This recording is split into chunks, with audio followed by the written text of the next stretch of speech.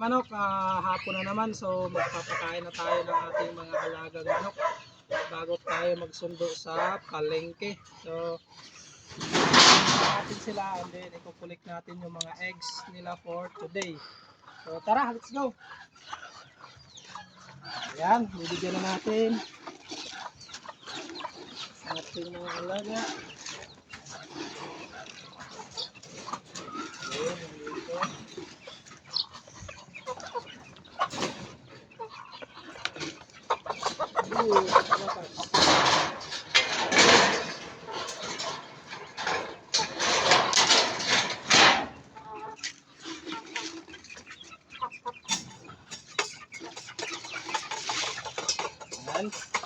Silipin natin kung may itlog dito.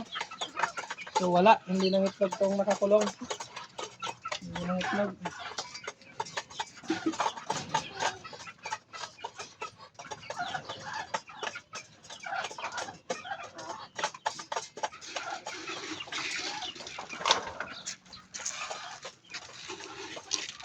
So ito, ang itlog ito. Ano ang itlog niya?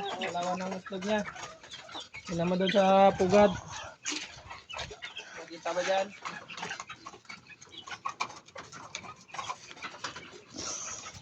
So dito, meron pa tayo nakakulong dito, boss. Boss, amo manager.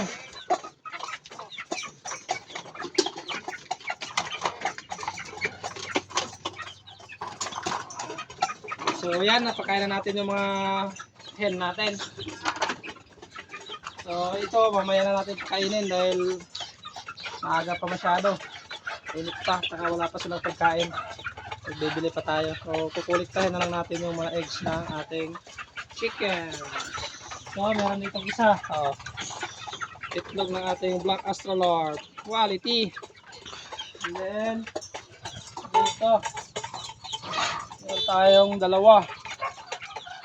So tatlo sa araw na to ang itlog dahil yung nakakulong dyan ay hindi sila ng itlog. So dapat 5 eggs ang meron sa araw na to. Kaya lang tatlo lang nakuha natin. So goods pa rin to mga kamanok. So